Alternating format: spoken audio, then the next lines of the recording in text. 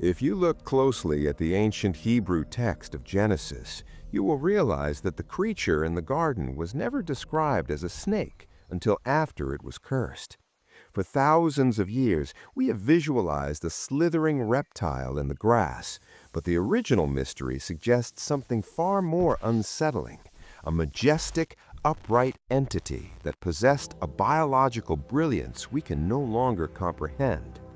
To understand the serpent before the fall is to look into the eyes of a creature that did not crawl, but walked, spoke, and perhaps even shimmered with a light that rivaled the angels themselves. We are taught that the serpent was the most subtle of all the beasts, but in the ancient world, subtlety didn't just mean cleverness. It meant a physical and spiritual complexity that allowed it to stand on the very edge of the divine and the terrestrial. Imagine the Garden of Eden not as a peaceful meadow, but as a high-frequency environment where the boundary between the physical and the spiritual was paper-thin.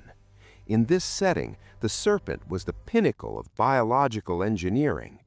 Most scholars and theologians who dive deep into the linguistic roots of the word Nachash find something that challenges every Sunday school illustration you've ever seen. The word doesn't just mean snake, it shares a root with the words for copper, bronze, and a shining metallic luster. But think about this for a second. If the creature was a shining, upright being of immense beauty and intelligence, how did it become the belly-crawling predator we fear today? The transformation wasn't just a change in posture, it was a total biological collapse, a divine deconstruction of a masterpiece into a scavenger. The atmosphere in Eden would have been heavy with the scent of uncorrupted life, a place where colors were more vivid than anything we can perceive with our modern, fallen eyes.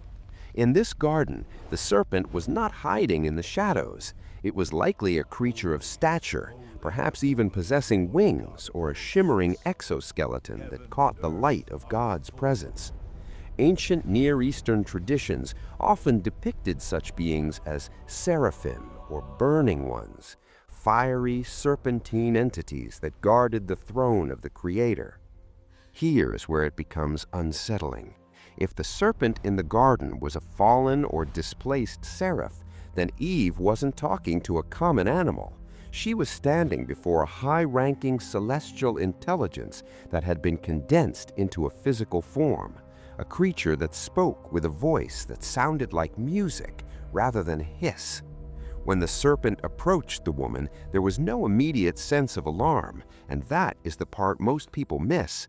If a modern snake began to speak to you today, your biological response would be pure terror. But Eve felt no such fear.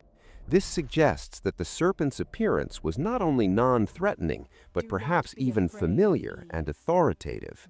It had a presence that commanded respect, a biological grace that made it seem like a natural bridge between Adam and the Elohim. Its skin wasn't scaly and cold.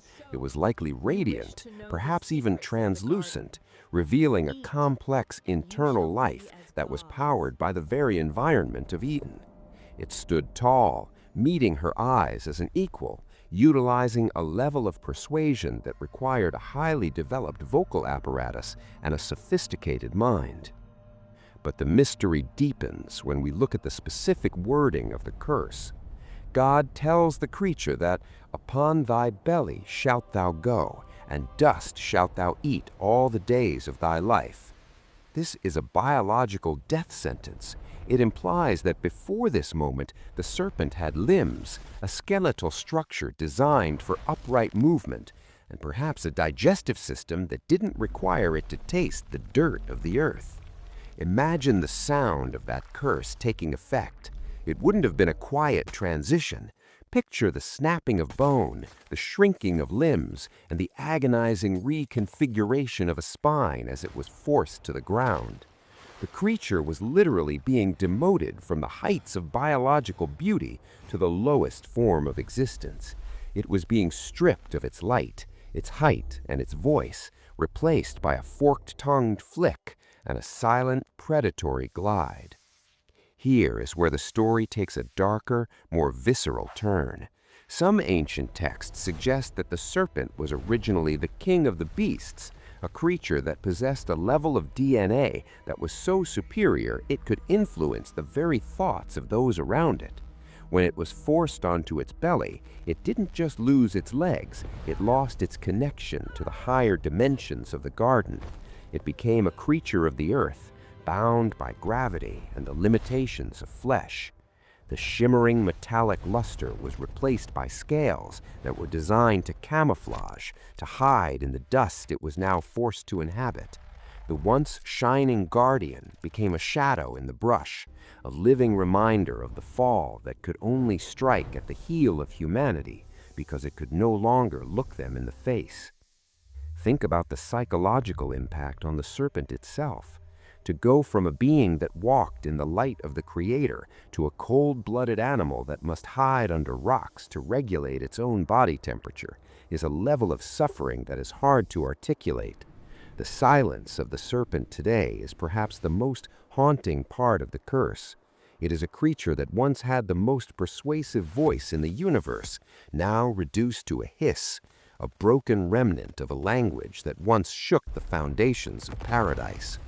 Every time a snake sheds its skin, it is almost as if it is trying to reclaim that lost radiance, trying to peel away the curse of the scales, to find the shimmering light that it once wore as a garment. The biological mystery extends to the enmity placed between the serpent and the woman. This wasn't just a psychological dislike, it was a fundamental shift in the frequency of life. The serpent became a biological antagonist. Its venom, a complex cocktail of proteins that can dissolve tissue and stop a heart in seconds, is like a concentrated form of the curse itself, a liquid form of death that the creature carries in its very head. But remember, before the fall, there was no death in Eden. This means the serpent's fangs and venom sacs were not part of its original design. They are the physical manifestations of the corruption, tools of survival for a creature that was never meant to have to fight for its place in the world. And this is the part that truly unsettles the modern mind. If the serpent was originally a high-functioning, upright entity, what happened to its original DNA? Some researchers of ancient mysteries suggest that the serpent seed mentioned in Genesis refers to a lingering biological influence that remained on the earth. The creature was forced into the ground, but its intelligence and its subtlety didn't entirely vanish. They were just redirected into the dark. We see reflections of this original form in the dragons and winged serpents of every major civilization on earth, from the Aztecs to the Chinese to the Greeks. It is as if the collective memory of humanity refuses to forget what the serpent looked like before it was forced into the dust. When you look at a snake today, you're not looking at a finished product of evolution. You are looking at a ruin. You are looking at a majestic biological cathedral that has been collapsed into a single winding line of muscle and bone. The empty space where its legs should be is a testament to a divine judgment that changed the very laws of physics and biology in a single moment. It is a creature that lives in a state of perpetual mourning for its lost height, forever tasting the dust of a world it once helped rule from an upright position. The mystery of the serpent reminds us that the world we see today is only a fraction of what once was. Eden was a place of biological wonders that would seem like science fiction to us today, and the serpent was perhaps the most wondrous of them all. To realize that the serpent in the garden is actually a fallen prince of the animal kingdom is to understand the true weight of the curse.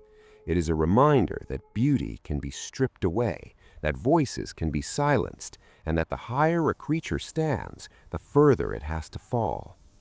As the sun sets over the modern world, the serpent still moves through the shadows, a silent witness to a time when it walked among the trees and spoke with the first humans.